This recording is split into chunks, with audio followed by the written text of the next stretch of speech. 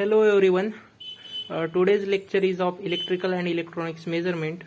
It is the lecture number 3 of unit number 1, fundamental of measurement. In this video we will see the process of calibration. So मागच्या व्हिडिओमध्ये आपण instruments आणि त्याचे types बघितले होते. त्याच्यामध्ये absolute instrument, secondary instrument, analog instrument, digital instrument plus secondary इन्स्ट्रुमेंटचे जे टाइप्स असतात, इंडिकेटिंग इन्स्ट्रुमेंट, रेकॉर्डिंग इन्स्ट्रुमेंट आणि इंटिग्रेटिंग इन्स्ट्रुमेंट हे बघितलेलं होतं. आज आपण अतिशय महत्त्वाचा टॉपिक कॅलिब्रेशन प्रोसेस लर्न करणार आहोत. तुम्ही आतापर्यंत बऱ्याच पेपरमध्ये बघितलं असेल की कॅलिब्रेशनवर 100% एक क्वेश्चन तर राहतोच. त्याच्यामध्ये काही इम्पॉर्टंट क्वेश्चन आहेत, जसे की explain the need of calibration and explain the procedure for calibration of given device or instrument. तर आज आपण डिटेलमध्ये कॅलिब्रेशन प्रोसेस बघू. चला तर मग सुरुवात करूया. कॅलिब्रेशन या शब्दाचा अर्थ होतो कंपॅरिझन. तर कॅलिब्रेशन प्रोसेस काय असते? जी गोष्ट आपल्याला माहीत नाही त्या गोष्टीचं कंपॅरिझन जी गोष्ट आपल्याला माहीत आहे अशा गोष्टीसोबत करतो आपण, त्या प्रोसेसला कॅलिब्रेशन म्हणतो. समजा आपण एखादा इन्स्ट्रुमेंट मार्केटमधून आणला, समजा ॲमीटर आणलं, व्होल्टमीटर आणलं, एखादा मेजरिंग डिव्हाइस आहे. जेव्हा मार्केटमधून आणतो आपण, तेव्हा आपण काय करतो की त्याचे जे रेटिंग्स असतात, जे मेन्शन केलेले त्यावर रेटिंग्स असतात, किती ॲम्पियर, किती टेम्परेचरवर किती ॲम्पियर रीडिंग दाखवते, ॲक्युरेसी किती आहे. तर हे जे इन्स्ट्रुमेंट आहे हे जेव्हा नवीन आणतो आपण तेव्हा ॲक्युरेटली परफॉर्म करतात, त्यांचा परफॉर्मन्स चांगला असतो. पण काही वर्षानंतर, बऱ्याचदा यूज झाल्यानंतर त्यांचा परफॉर्मन्स कमी होऊन जातो. तर मग आपल्याला जर आपलं इन्स्ट्रुमेंट खात्रीलायक चेक करून घ्यायचं असेल की आपलं जे इन्स्ट्रुमेंट आहे, मेजरिंग इन्स्ट्रुमेंट, ते योग्यरित्या रीडिंग दाखवत आहे की नाही, तर ते आपण कसं चेक करणार? तर मी याच्या अगोदर तुम्हाला सांगितलं होतं की आपण हे जे सेकंडरी इन्स्ट्रुमेंट आहे, जे आता आपण लॅबमध्ये वापरतो, ॲमीटर, व्होल्टमीटर, यांचं कंपॅरिझन आपल्याला करावं लागेल कोण्यातरी इन्स्ट्रुमेंटसोबत. तर मागच्या लेक्चरमध्ये मी तुम्हाला सांगितलं होतं की अशा इन्स्ट्रुमेंटचं, सेकंडरी इन्स्ट्रुमेंटचं कंपॅरिझन आपण ॲब्सोल्यूट इन्स्ट्रुमेंटसोबत करतो, कारण की ॲब्सोल्यूट इन्स्ट्रुमेंट हे मोर ॲक्युरेट असतात आणि स्टँडर्ड लॅबोरेटरीमध्ये त्यांचा उपयोग होतो.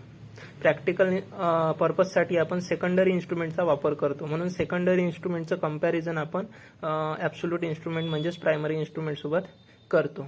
तर कॅलिब्रेशन प्रोसेस ही एक अशी प्रोसेस आहे जी प्रोसेस आपण कशासाठी करतो, नीड का बरं आहे, इथे कन्सेप्ट मॅप दिलेला आहे.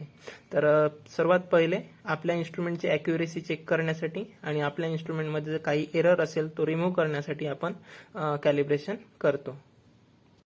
तर इथे कॅलिब्रेशनची डेफिनेशन दिली आहे. Calibration means comparing the measuring instrument with the standard instrument.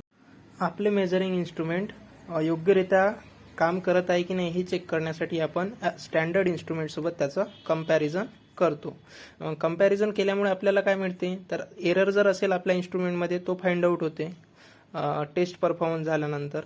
नंतर खाली बघा, need of calibration for measuring instrument. Calibration करण्याची गरज काय? तर सगळ्यात पहिला पॉईंट आहे, to ensure that the reading of the instrument are consistent in comparison with the standard instrument. तर सर्वात महत्त्वाचा टॉपिक म्हणजे आपलं जे इन्स्ट्रुमेंट आहे ते जे रीडिंग प्रोव्हाइड करते त्याचं रीडिंग योग्य आहे की नाही. हे आपल्याला कसं कळेल? जर स्टँडर्ड इन्स्ट्रुमेंट जे रीडिंग देत आहे तेच रीडिंग जर आपलं इन्स्ट्रुमेंट देत आहे आणि कन्सिस्टंटली दोघांचंही रीडिंग सारखं येत असेल, तर याचा अर्थ आपलं जे इन्स्ट्रुमेंट आहे ते आपण योग्य आहे असं समजायचं, बरोबर ना? तर कॅलिब्रेशनमध्ये आपल्याला सर्वात पहिले आपल्या इन्स्ट्रुमेंटचे जे रीडिंग आहे ते योग्य आहे की नाही हे कळते. म्हणजेच एरर वगैरे असेल आपल्या इन्स्ट्रुमेंटमध्ये तर तो आपल्याला फाइंड आउट करता येतो. नंतर सेकंड पॉईंट बघा, for determine the accuracy of the instrument. Calibration करण्याची गरज काय? तर आपल्या इन्स्ट्रुमेंटची ॲक्युरेसी चेक करण्यासाठी, ॲक्युरेसी फाइंड आउट करण्यासाठी कॅलिब्रेशन केलं जाते. तिसरा पॉईंट बघा, for evaluating ॲडजस्टिंग the precision and accuracy of the instrument.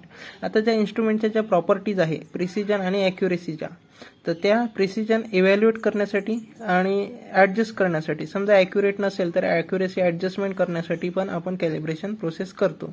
नंतर चौथा, to eliminate or reduce the error in the instrument. Error find out करण्यासाठी, एरर कमी करण्यासाठी किंवा एरर नाहीसा करण्यासाठी पण आपण कॅलिब्रेशन प्रोसेस करतो. फिफ्थ पॉईंट बघा, to verify whether the data obtain is reliable or correct. आपण जे मेजरिंग इन्स्ट्रुमेंट वापरणार आहेत त्याचा उपयोग करून आपल्याला रीडिंग आपलं जे रीडिंग आहे त्याचा उपयोग आपण फर्दर अप्लिकेशनसाठी करतो, बरोबर ना. तर पण आलेलं रीडिंगच जर योग्य नसेल तर, म्हणून आपले जे आलेले रीडिंग आहे ते जो काही डाटा आपण ऑब्टेन केला आहे तो रिलायबल आहे की नाही, त्याची विश्वसनीयता, त्याची ॲक्युरेसी, त्याची करेक्टनेस आपण चेक करतो. नंतर 6th पॉईंट बघा, if the instrument is kept idle for a long time the instrument condition will change, thus calibration is needed. जर आपण इन्स्ट्रुमेंटचा वापर केला नाही आणि इन्स्ट्रुमेंटला बरेच वेळ आपण आयडल पोझिशनला ठेवलं, तर त्या आयडल कंडिशनला ठेवलं तर त्यावेळेस इन्स्ट्रुमेंटची कंडिशन काय होते, चेंज होत राहते. त्याच्यामुळं कॅलिब्रेशन करणे गरजेचे असते, म्हणून कॅलिब्रेशन आपण करणे गरजेचे आहे. तर तुम्हाला पेपरमध्ये एक क्वेश्चन विचारला जाईल, define calibration and explain the need of calibration.